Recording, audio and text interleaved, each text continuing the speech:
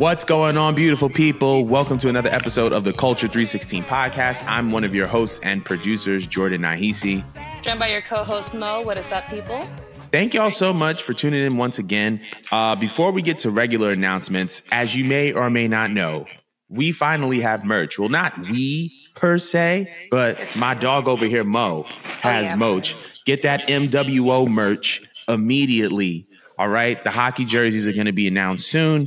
But yeah, proud of my dog for stepping out and doing her own thing. Yes, I helped a little bit, but that's not the point. All right.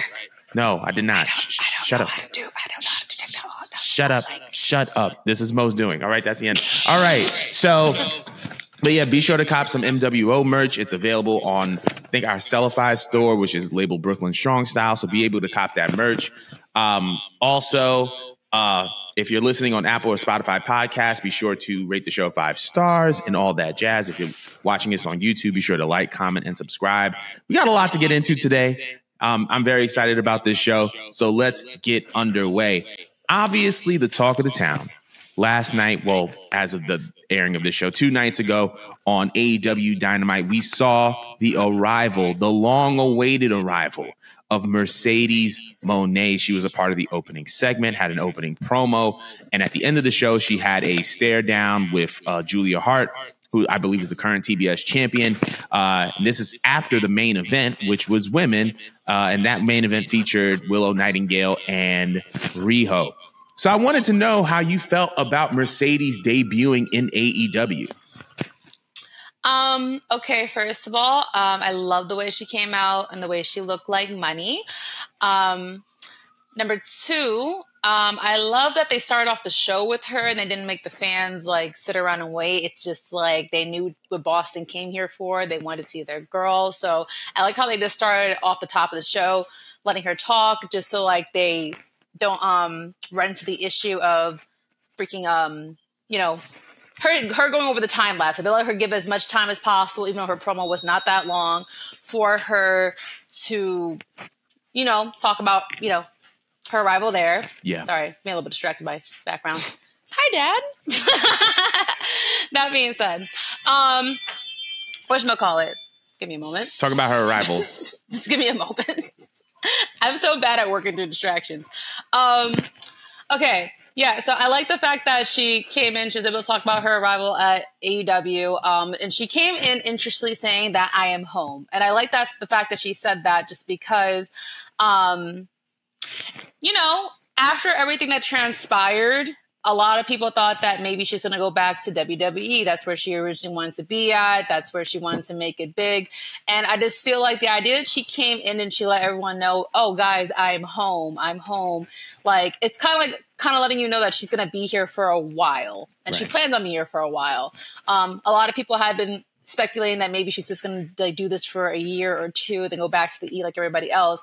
I like the fact that she kind of wanted to make this big point that I'm here to show up and the same way I changed the game over there, carry on here, So that's kind of like the main takeaway I got, that she wants to come and change the game yet again, and that nothing quite changed. Like, I evolved, I changed, I took the break that I did. I thank you guys for watching me along my whole journey. But like, there's still work to be done, and I'm going to do the work here. So I love that part very much. So I love the continuity of her bringing up Willow. Considering that last time we saw her, she got injured and then she kind of went off the grid. We did not know what was going to happen then.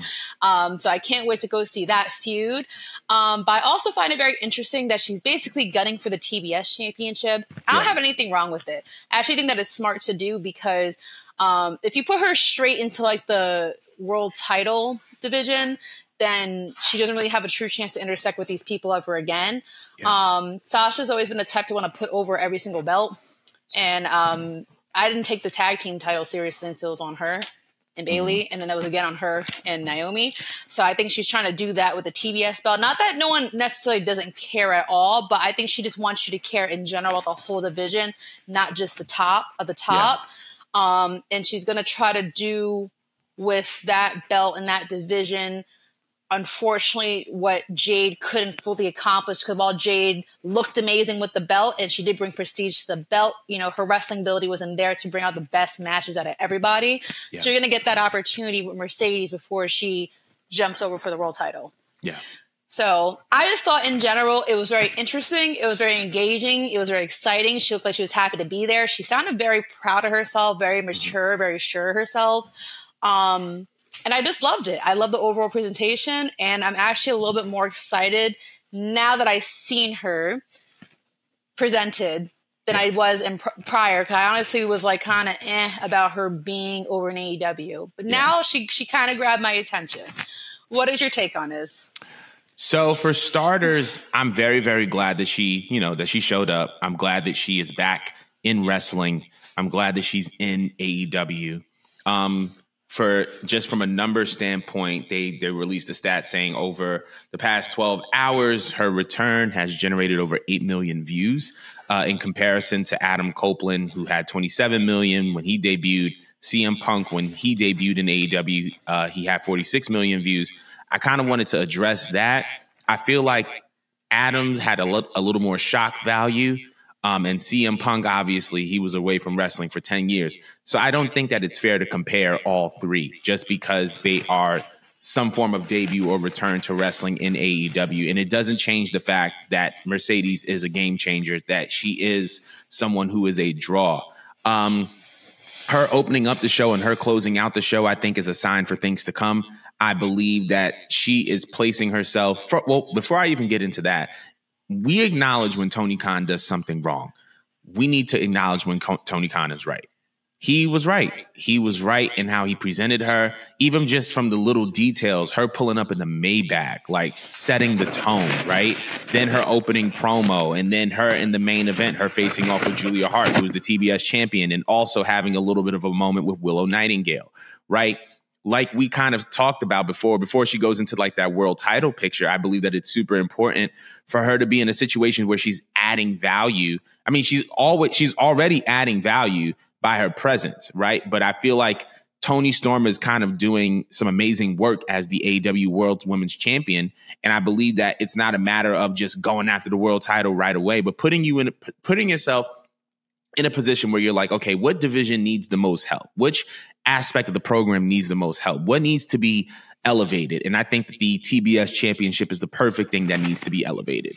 Wow, that was mad funny because of that scene change. But I think the TBS championship deserves to be elevated and deserves to be talked about. And I feel like, even though, like you said with Jade, I feel like when the belt went to Chris Statlander and then when it went to Julia, I think that it kind of lost a little bit of the momentum. So the fact that Mercedes is kind of positioning herself so that the belt has a little bit more oomph and that title scene has a little bit more prestige, I think is just like the best way to go.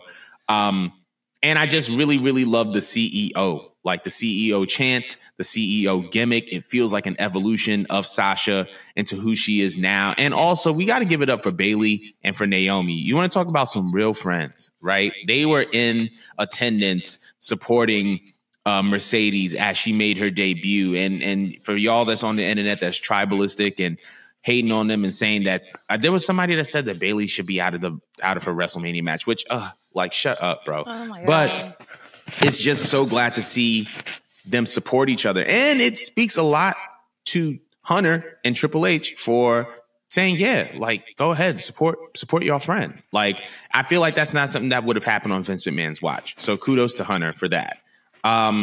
But yeah, I'm super excited to see what Mercedes does in AEW. Obviously, the tone has been set. I think that her implications have kind of been made known from her first night, that she is the main event and that whatever title picture she is in is the main event. It's not just about the world title. So whatever she decides to attach herself to, whether that be the TBS title, a feud with Willow Nightingale, whatever. So I believe that, you know, there's going to be more great things to come. And I'm just super excited for Mercedes. But let us know how y'all feel in these comments below about the arrival of Mercedes Moné to AEW. But we're going to be moving right along. All right. So, unfortunately for Mercedes Moné, I mean, fortunately for Mercedes Moné, but unfortunately for her friend, her former colleague, someone she made in WrestleMania with, unfortunately has been on the negative back end of some pretty harsh racist remarks. I'm talking about Bianca Belair. There was a post pertaining to WWE 2K24 that was recently posted, and in said comments of the post, there were a couple of people who had a lot to say pertaining to Bianca Belair's involvement. So let me read a couple of those comments. So Bianca doesn't, this is E3 Croc saying Bianca doesn't belong, but guess gotta have a black. Clearly we know who did not pass English class. And then the second one was Mr. Matt_Sorrow. The two on the left, referring to Cody and Rhea. Yes, Bianca, absolutely not. So obviously her colleagues, co-workers, friends came to her defense and kind of just talked about how good Bianca was. But I wanted to know your opinion on these racist comments. Well, first and foremost, I felt really terribly sorry for Bianca. I don't think anyone should be subjected to that matter, especially when if you look at the work rate that Bianca's put in throughout her whole main roster career. I feel like she has had almost like comparatively like a legendary career. You know, for the small amount of time that she has been present on the main roster, we watched this girl main event a WrestleMania, win a title, win a Royal Rumble, be one of three women in a triple threat in a Saudi event. Yeah. We watched her carry the whole women's division when Sasha and Naomi wasn't here. We watched her work with some of the best, the faces of the company. She's carried gold. She defended her title. She was always a present face. She was a consistent present face of the company. And I always admired Bianca as a worker, as a person, just everything about her. I think would represent otherwise the perfect employee. You never hear anything about Bianca doing anything wrong, anything morally wrong. You never hear about Bianca giving the company pushback for even when she gets shitty booking. She's pretty quiet. She's pretty humble. And it's not the first time she's actually been subjected to any racist comments. It's just probably the first time it's been put on full blast. But she was judged right off the gate when she was having her feud with Becky, for crying out loud. And those times, similar to most times with other Black female wrestlers, I noticed that people don't typically come into their defense. And it's quite a lose-lose situation if you ask me, because unfortunately, and someone interestingly brought up Maxine. Maxine got booed out the building recently, and you guys know about this. And everyone and their mama came to defense for Maxine. But it's quite typical that when Sasha would get ragged on, Naomi would get ragged on, Bianca would get ragged on, typically it kind of falls on deaf ears. And it's unfortunate because if no one else speaks up for them, it's like a lose-lose if they want to do. Because I feel as though there's that unfortunate stereotype that if a Black woman speaks up for herself, no matter what way she worded, if she went about it classy, she just went off the rails, she gets categorized as the angry Black woman. And you never want to look that way, so for these poor women, they had to almost tuck their tail between their legs and kind of hush about it. So I thought it was a beautiful thing when the locker room came into Bianca's defense, because not only did she deserve that, she most definitely did. I thought it was beautiful that Rhea came out, Big E came out, Zelina came out, all her workers came out, because, again, Bianca, like I said, she's quite literally the perfect employee that anyone can ask for. She's given so much to this company. She has created history in this company. She continues to break down barriers for women. And looking at all three of the choices that were on the cover, I'm proud of all three, by the way. I'm a fan of all three. And I don't want to take away from Rhea. I don't want to take away from Cody necessarily. But if you want to compile what each party has done throughout the year, Bianca has given her all. So the idea that you just feel like this is all about gentrification, that you just want to tag on a Black woman onto a cover just to have your token Black, is a bunch of bullshit, if you ask me. And excuse my French.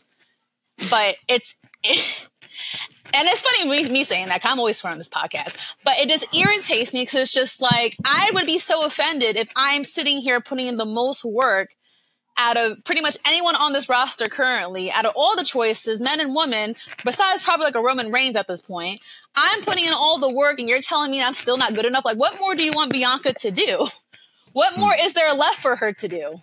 She's almost did everything. And it's not good enough to be on the cover? Like, what does she want Shorty to do? So shout out to everyone that came for Bianca's defense. I'm a huge Bianca Belair fan, so this is not coming from just like me and my stanism. Right. But if you just want to look objectively at the whole thing, it's just a bunch of bullshit and this internalized racism. I don't understand what it is with you guys where you'd be fine with like, I don't know, back in the day, we would get like a Trish Stratus or a Stacey Keibler or someone random on the front cover. We're finally getting women on the front cover of a 2K game. And you guys want to complain about someone that actually put in the proper work rate to earn being on the front. And I don't see you guys giving the guys this much pushback about being on the front. I really don't. I don't know what it is with the wrestling community and their internal racism towards black wrestlers, but I feel like we all need to do better. But I felt like it was a strong start with watching the locker room come out and speak in defense of Bianca. So shout out to them, especially to Big E. Big E probably worded it the best for me. And it shouldn't have to take for something to happen. Really, it shouldn't have to be. This should be the proper response at all times. And I want to see more of this when I see black women wrestlers be attacked, because I don't think it happens enough. But I want to pass it on to you, Jordan. What do you think about the whole thing? So I think we should start with this idea. I believe that every industry is a microcosm of what we believe as a society at large. So I'm not going to sit up here and say that it's a wrestling problem or a problem amongst wrestling fans, because when we look at Western culture, and more specifically America, there is a racism problem there. And within that racism problem are multiple layers that kind of explain and dissect why an issue like this is coming to pass. So first, let me just bring up a couple stats. In NXT, Bianca Belair, out of 99 matches, won, I believe, 92 of those matches. So yeah, out of 99, she won 92, I think. In WWE, I believe that she's won 206 matches. She's lost 11. I don't even know if this is accurate.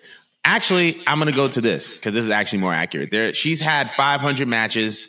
A total amount of wins is about 307. Total amount of losses is about 172. About 21 draws, right?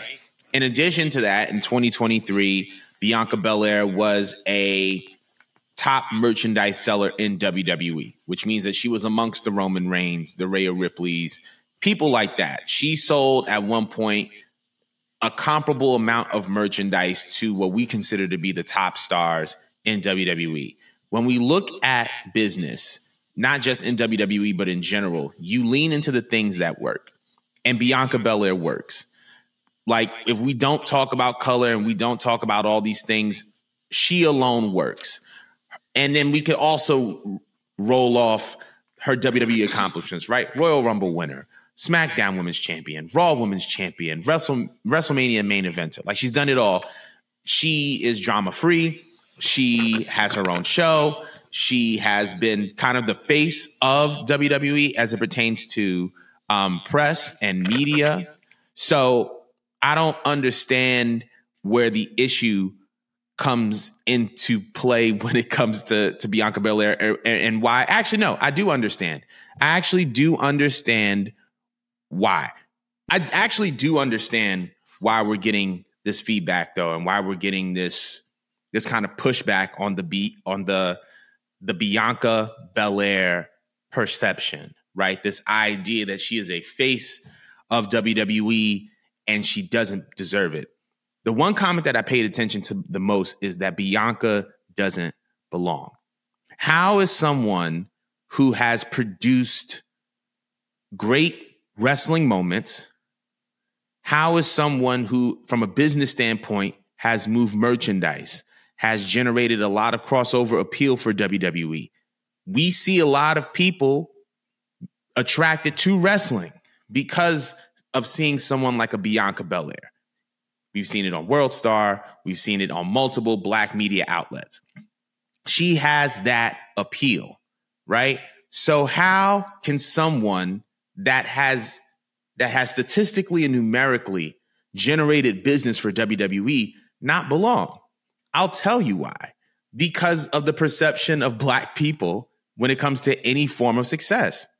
Because Black people have been promoted or because most people in the world have been conditioned to believe that Black people in some way, shape, or form are inferior, whether it be through our culture, whether it be through our accomplishments. There is this belief that if you see a Black person somewhere, if you see a Black person in a successful position, well, you know, somebody just had to fulfill a diversity quota, or someone just put them in a certain spot. They got that handed to them. They didn't have to work for it. But the reality is that people like us have had to work twice as hard to get in the same positions as our white counterparts. That's just a fact. Now, the fact that Bianca Belair has been pushed as a face of WWE while being a model employee, while being statistically and numerically at the top of WWE, she is a draw. She is a merch seller. The fact that people can pay attention to that and say that she doesn't belong is a microcosm of what they believe about Black people in America, which is the fact that regardless of how hard they work, somehow, some way, they were given that spot. Somehow, some way, they didn't deserve it. It was a diversity quota. It was affirmative action. It was diversity, equity, and inclusion. They shouldn't be here. And so because of that, we see, and because of that belief, not just with Bianca Belair, but in society and entertainment as a whole and at large, we believe that a lot of people who are, you know, Black people don't deserve to be in that spot because clearly there was a reason other than particular talent or work that positioned them to be in that spot. So then there's that. Now, as it pertains to the wrestlers coming to her defense, I'm so glad that it happened. And I'm so glad because it needed to happen. I felt like they needed to see a Zelina Vega, a Rhea Ripley, a Big E come to the defense of somebody like a Bianca Belair because it shows how much she's truly respected and admired and respected, not just on camera, but behind the scenes.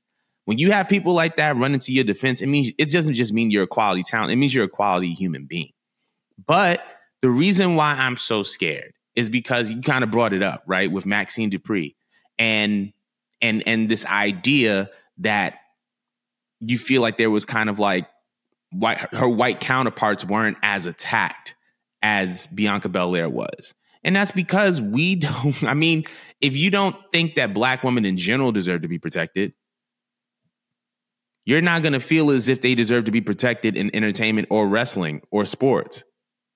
Right? It's not just exclusive to Bianca Belair. We see it in the WNBA. We see it in women's college sports. We see it in arts and entertainment. We believe, based on how we treat these women, we believe that Black women don't deserve protection. And it may be because of the strong Black woman trope. It may be because of internalized racism and misogyny. However, if people at large do not think that Black women deserve to be protected at large, then we can't sit here and be surprised when they're not protected in certain industries and in certain fields. Because what happens in these certain industries and certain fields are only just a direct reflection of what we already believe based off of our experiences in the world at large. So, obviously, those racist comments were disgusting. Obviously, y'all know how we feel about Bianca Belair. That's our girl. We love her. But yeah, I'm not surprised about this at all because let's face it, like when you have a majority white audience that isn't necessarily to being, you know, either politically correct or just being respectful of other people of other walks of life, unless they are, then of course they're not going to be as respectful and they're going to say certain things like that. But yeah, that's kind of our thoughts on Bianca Belair. Let us know about how you felt about those racist comments in the comments below, but we're going to be moving on. So, in some business-related jargon, according to the Wall Street Journal, it seems like WWE has opened its wrestling mat to sponsors. That means that similar to like a UFC, similar to other wrestling promotions like TNA, that they will now have sponsors on the wrestling mat. And WWE's first on-mat sponsor is Logan Paul's Prime drink.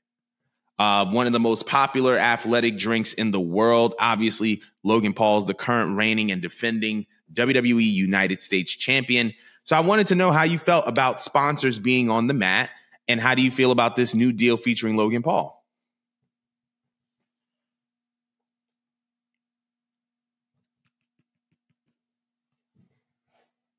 My bad. I was muted. But I kind of saw it coming. I mean, they've been advertising the hell out of Prime for like, what, a year? Maybe over a year now. And you could tell why Logan Paul is there. Yes, he's really good at what he does, so he kind of fits right in. But I mean, like, he is kind of like a physical marketing strategy. Like, since the second he came there, I mean, we know like of his social media engagement and the power he has to, you know, he probably has his own sponsors on top of sponsors. I think it's a very smart move to have someone that's already social media savvy, be the leader and use their gimmick product as just like a forefront for WWE, because it kind of like, he does the work. It kind of writes itself. Right. So, I mean, it's pretty cool. It's pretty awesome for him. I think it's a good spot for him. It's a good task for him. I don't see anything wrong in it. I saw a lot of people pretty pissed off about Prime. I've never seen people so mad at a juice before. Get over it. It's business. Get over it, people. Yeah. I mean, like, it does well. I mean, it cross-promotes. That's all that we're trying to do here. Cross-promote the drink, cross-promote the belt, cross-promote the promotion. Get people to pay attention. Now, every time I walk into a Walmart, I see a Prime, and I can't stop thinking of Logan Paul. It's doing what it's supposed to do. Yeah, put it over there, too, while you're at it. I don't know. I have nothing else to really comment on it. But good for you, Logan Paul. Good on you. I was trying to find the statistics pertaining to Prime, but I believe that Prime is one of the highest selling athletic-related drinks in the world. Is it really? Yeah, is I think it pre-workout or something? I have no idea. Oh, it's a sports drink. It's like a fucking Gatorade or whatever. So when we talk about Prime, I'm gonna keep looking at it, but like, Prime is one of the most successful beverages in the world at this point. In 2022, this is coming from a website. In the fiscal year of 2022, the Prime Hydration drove an estimated $200 million in retail sales with a gross of $100 million. So they're making money, right? And I believe that because of Logan Paul and just Logan Paul, his involvement in WWE and how he's been able to kind of cross-brand, you know, not just with his drink, but also with the podcast. There's been a lot of WWE superstars, Hall of Famers, alum that have been on his podcast. Obviously, he works in WWE, and then we always see the Prime drink being utilized in some way in WWE, whether he's bringing it to the ring and he's drinking it, or KSI is involved, Jesus or Christ. $1.2 billion in annual sales in 2023 is insanity. Insane. And the Prime drink also, we saw a mascot at one WWE Premium Live event. So this is kind of like an evolution of that relationship between Logan Paul, his brand and his business relations, along with WWE. So I'm not surprised here. I think the interesting part about it is just, I think people are very, very upset about, one, it's Logan Paul, right? He is a YouTube sensation. He's a viral sensation. He's someone who has built his brand off of social media. And let's be honest, a lot of wrestling fans are older. They don't really like or gravitate towards his demographic. And because of that, I feel like there's a lot of just misunderstanding between him and the WWE universe. I also feel as if, when you look at a guy like Logan Paul, I mean, I feel like what happens in our society is that we look at people who a lot of people that we don't like often are unliked because subconsciously we resent them because they're able to do things that we consider to be morally wrong or just lame or weird, and they're still able to have their way. They're still able to be successful, right? I feel like Logan Paul is one of those guys where, like, he's done everything wrong in the book, and this man is winning. And I feel think like that's why I like him, Logan. Right. Is that bad? Like I don't think it's bad. I like Logan Paul, but like I feel like you hate me, and I'm just gonna do better. Right, exactly. It's like you hate me, but you because you're still gonna watch me. Right, you're still gonna watch me because you want to see me fail, but I'm still gonna win. But it's like Logan Paul is one of those guys where like this guy is a natural athlete, great looking guy. What 6'5", 6'6", 6'7", super tall dude, like in shape. So you hate me, but I'm still talented. Right. So I'm still like, you don't like me, but I am just good at everything. And I feel like that's the reason why people don't like him like that. Perfect heel. Exactly. Love it. So it's like, I feel like that's the reason why people are hating on it. Also, I feel like the whole wrestling mat, right? I feel like there was a lot of mystique with the wrestling mat that it's kept uncovered, that it's kept untouched because it's kind of a reverence to the sport, right? Like the moment that you start putting a lot of ads on it, it just looks like a walking billboard. But I feel like, once again, this is business. We saw WWE and UFC merge to be TKO, and it was kind of a natural evolution for WWE to adapt some UFC practices. UFC has sponsors on the mat, okay? So I felt like WWE was going to eventually be one of those companies that was going to have sponsors on the mat. And guess what? If it makes more money for WWE, then it's going to happen. And it doesn't kind of go against their brand values or their company values. It's going to happen. And I feel like this is a natural evolution of that relationship. So, it is what it is. But yeah, that's kind of how I feel about it. But let us know about how you feel about the Logan Paul Prime partnership Logan Paul and Prime partnership with WWE having the mat branded. Let us know in the comments below.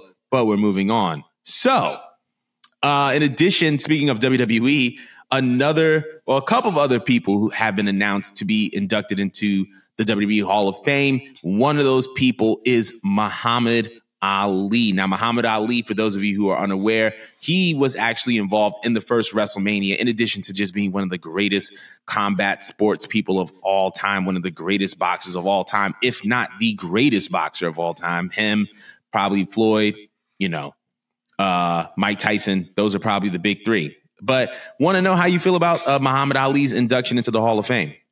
So I thought this was wild random, so I had to actually sit here and look it up on the website to see what else he did.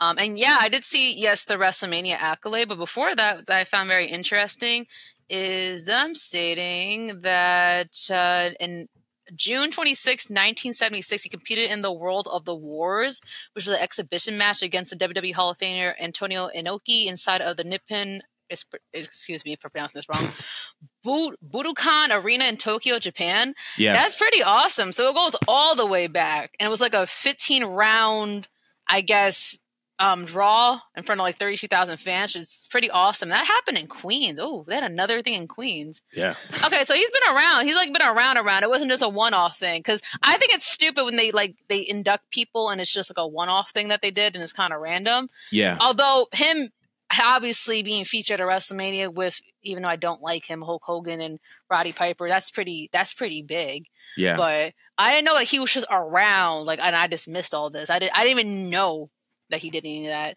That's pretty awesome. I mean, that's pretty. It's good. It's good for him. I mean, I don't watch boxing, people. I know of the name. I don't really know too many details of this man's, statistics on here, but it's really interesting how WWE has all these little crosses between different sports, between different celebrities, musicians, and all that. The Hall of Fame is just very intriguing, is all I have to say. It's a very interesting, pleasant gradient of actual wrestlers and then just pop culture. So I'm actually very pleased with all the selections they've been going with this year. I'm not sure if that's all of them. Did they cap it off yet? Did they let us know that that's just their capped off Hall of Fame, or do you think we're expecting more surprises to come? I believe that there has been a couple more people that have been announced for the Hall of Fame. One of them is Thunderbolt Patterson. He was just announced a couple of days ago. He's another very, very, very famous in the North American territories when we talk about pro wrestling. But I think that may be capped off. I'm not completely sure, but it looks like they have a couple more inductees. But it looks like the class is rounding out. That's a nice class they got. Yeah, they got a nice class. So I'm very, very interested to see if they announce Bray Wyatt last or if he gets announced at all. But as far as Muhammad Ali, I thought he was on the list. No, I didn't. I heard a rumor he was going to get inducted with his father for some reason. Well, I mean, his father is getting inducted this year. That class, I believe his father and his tag team partner are being inducted into the Hall of Fame. So I know that his father's being inducted. It makes sense. But I mean, when stuff like that is happening, I feel like Bray Wyatt was so special that he deserves his own spotlight. I don't think that it should just be. I want to see JoJo get up and talk about him. Me too, but I feel like it's too fresh. Like, you gotta let some time pass. Like, even though it's felt like a long time, it's pretty quick. But here's what I will say: I feel like Bray deserves his own spotlight. Can he be inducted with his father? Probably, but I just think that Bray Wyatt was so special. He deserves to headline the class. Now they're in Philly. Paul Heyman is the headliner. Period. But I feel like Bray deserves his own probably next year. So I mean, I'm waiting on that. Now, as it pertains to Muhammad Ali, well deserved. He passed away in 2016, unfortunately. But he was someone who was not only influential in the world of combat sports, but pro wrestling as well. When you are the foundation of an event like WrestleMania, you help set the tone. And that first WrestleMania was the beginning of the WrestleMania brand. It was the dream that Vince McMahon had of integrating all forms of arts, sports, and entertainment into this one big wrestling event at Madison Square Garden. And him, probably Mr. T were probably the first two celebrities to really take center stage in an event like that. And it's because of that we see people like Snoop Dogg. It's because of that we have like rumors of Cardi B being involved, people like Snooki, people like, oh man, there's so many celebrities that have gone through the WWE doors, even Kevin Hart and people like that. Muhammad Ali was a part of that foundation that helped set the precedent for WWE as well as WrestleMania as a brand to incorporate celebrities into pro wrestling. And for that, he deserves to be in the WWE Hall of Fame. But yeah, I'm really, really excited for him. I'm happy for him. And I'm looking forward to see how this class rounds out. But let us know how you feel about Muhammad Ali being inducted into the WWE Hall of Fame. But we are moving on. So, in a little bit of drama, it seems as if CJ Perry and Miro are getting a divorce. After 7 years of marriage, they have announced their split. Feelings? How do you feel about this? I mean, it's very unfortunate that they split. So I'm very sorry to either or party. Hopefully, nothing wrong went on, such as infidelity or any of that. But like, no disrespect, when I've seen them together, they never once felt like, to me, even when they were on Total Divas, and I doubt you probably actually sat there and watched everything, it never felt like they went with each other. It always kind of just looked like it was a setup where, like, yeah, they're cool, and I could see like the lust being there for either or party, but it didn't like feel. I don't know how to explain it. Like, sometimes you see certain couples on screen where the chemistry is just so white hot and it goes well with each other. You just feel the love through the screen. Like, that's how I feel when I've seen Bianca and Montez on screen. Even like I saw Daniel Bryan and Bree's dynamic. Like, I could tell that they for real love each other. They for real like each other. Right. I'm not saying that he didn't like each other. They didn't like each other. I just feel like something just seemed off. But, I'm not about to sit there and judge every single couple's business. But I do think it's an eyebrow raiser. Yeah. That they never had kids, to me. To be together for 7 years, you both had a lot of money. One of you guys got fired years ago. The other person making way more money at a new company. I just thought it was weird they never had kids. So I feel like that was like one of the telltale signs for me, personally. I can't name to you what would have been a possible reason. Some people are saying, oh, well, it could have been Miro since he's in the AEW locker room and there's some stuff that be going on over there since it's pretty messy. Right. Some people think that it's Lana always being promiscuous or whatnot. He probably got tired of it. I don't know what the reason is. That's also none of my business, whatever it is. Just no relationship or marriage ending is obviously, especially a marriage ending, is a great feeling because it definitely comes with a lot of paperwork, money, and it kind of just feels like you kind of like did all this for what, So I hope that both parties through their divorce, learn to find happiness, and they find their person, they find their partner. I don't really want to rag on them because there's no reason to. But it really just caught me by surprise. Because she just showed up to AEW within the calendar year, if I'm not mistaken. So it's just like, all right, what possibly went wrong? Again, do I even bother asking what went wrong? Yeah. You know, yeah. Go ahead. No, keep going. No, I'm just saying, some people are saying, oh, well, I knew that they didn't actually have love for each other when he watched his wife get slutted down in the E and stuff like that. Like, you know, no grown man could watch their wife get kissed by another man or be in these physical storylines with another man. And listen, I kind of thought that was questionable too. But I was like, I'm not going to judge. It's not my marriage. Right. You know, maybe they're into that. Maybe they talk about it after. I don't know. Right. I don't know. You got any other thoughts? So I think the first thing that comes to mind is that, you know, in marriage, in love, and in life, sometimes people grow apart. It happens. One of the things that I noticed over the past 3 to 4 years is Miro's faith, right? He's a born again Christian, just like I am. And so when you kind of adopt a faith, you take on a new set of values. And what becomes tricky is sometimes you become born again, you become a believer, and your values aren't in alignment with your partners. And now you have to question everything, right? If I want to live this life, that means if I want to live this life, I can't just have anyone around me. I have to, I have to make it known what side I stand on and what I stand for. So I think that could have definitely been a variable. But also, I just feel like I'll just also feel like it could have just been a personal thing, right? Like, I feel like you live, you love, you learn. Sometimes you realize certain things aren't for you. And that could have been one of those things in that case.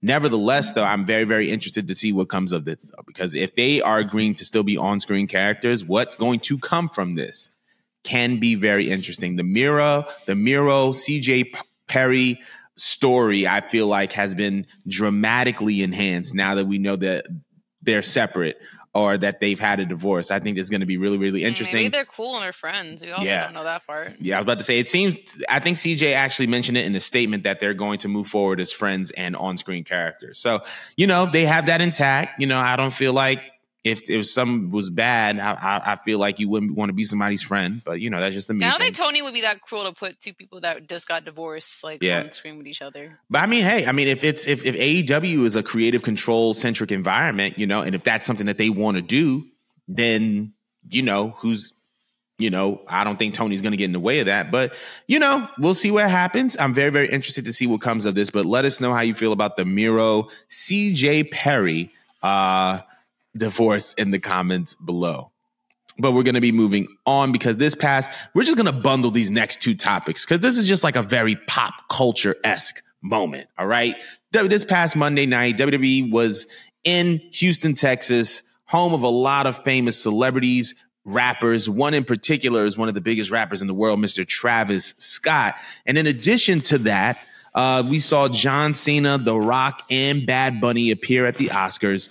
Even John Cena had a moment where he appeared in the nude, announcing nominees for, I believe, a costume-related nomination. So I wanted to kind of get your opinion on this pop culture WWE integration, especially over the past couple of weeks. Well, I'm going to go, I guess, piece by piece. Travis Scott was really random to me. But I couldn't tell if they just threw him just because he was a rapper and he was probably easy to get into contact with, or was he a fan? But then the second that DX music cued, he became such a little kid. The way he stood up and started throwing up the act, he just had the most childish smile on his face, and then it just warmed my heart because I just love seeing grown people that you could tell they grew up being wrestling fans, and you just watch the kid just bleed out of them. I love watching it. It makes me so happy. I love seeing rappers have title belts and stuff like that. I love when rappers drop wrestling bars. I love when they show. No, seriously, I love when they come out and they're standing beside whatever wrestler that they're representing sometimes, and they're just hyped with them, as if it's their entrance to. I don't know. It's just cute. It's really cute. So I'm not a huge fan of Travis Scott as an individual, especially with that whole Astro World thing. But it was just a genuine, wholesome moment to see him get hyped while he was at the show, to see his backstage interaction with Jey Uso or whatnot. He just looked like he was just happy to be there. And I like when celebrities come out and they seem like they're pretty humble and happy for the opportunity to be invited out to the WWE. So, I mean, it's cool, but it's nothing new for WWE to integrate pop culture. I mean, it's always been an ongoing thing. Now, it's very interesting that you mentioned John Cena because for some reason it blew up on social media that he was butt-ass naked delivering, I guess, the Oscar or something. He was in character, clearly. Right. My first thought was tying it over to the OnlyFans that was dropped from like 2-3 weeks ago.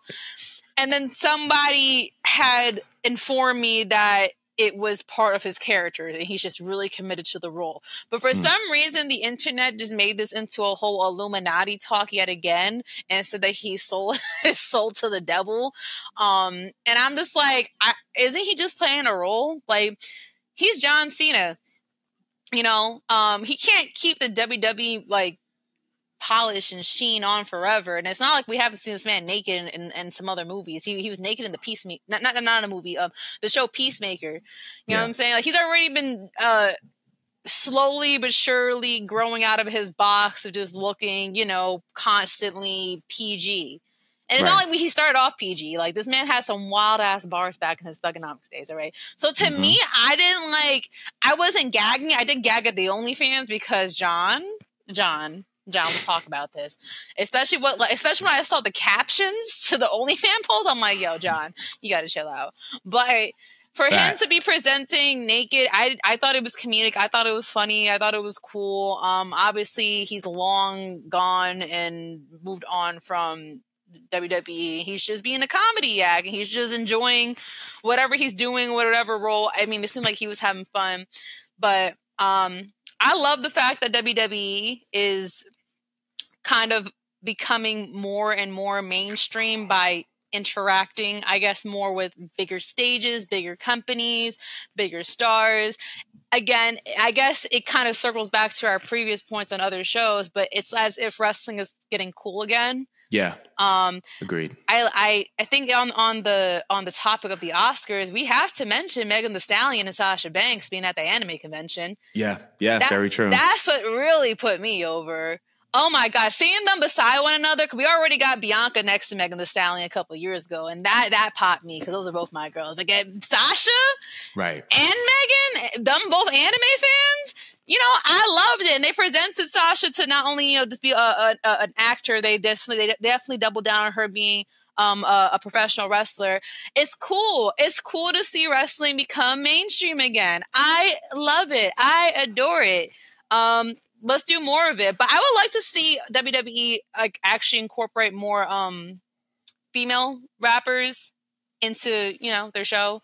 I always feel like they always select the male rapper, which I have no issue with. But like, get Megan on if you see she's already cool with Sasha and she's already cool with Bianca and she had a few interactions. Like, get some of the girls out. Like, I want to see that.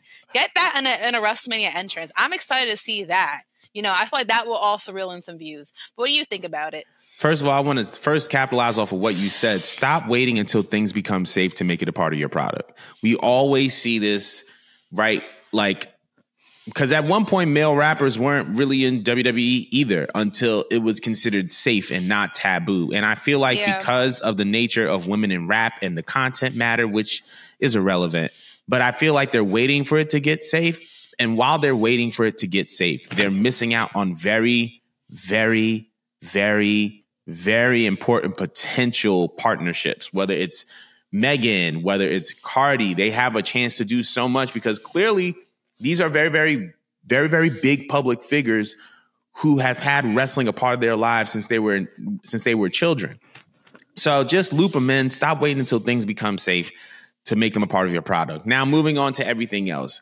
When it comes to the John Cena naked costume aspect, he was presenting for best costume design, by the way, which is the reason why he came out naked. But the reason why it turns out that he came out naked was to draw attention to the gender pay gap in Hollywood, specifically amongst Hollywood costume designers for years. So, and it's mostly kind of in relation to what is the Costume Designers Guild. Their pay equity slogan is "You're naked without us." So while he was being funny and he was doing a little kiki and a little ha ha, this was actually to draw attention to actually a much bigger issue. And I think that that's super admirable of him. And I love that he's standing up for something when he's not necessarily required to. Was this said in the interview? So this was said in an article. Y'all could check IndieWire right now and look that up. It says naked John Cena. Yeah, how poor that because social media is mad at him. How Poor Things and John Cena made the 2024 Oscars about the gender pay gap.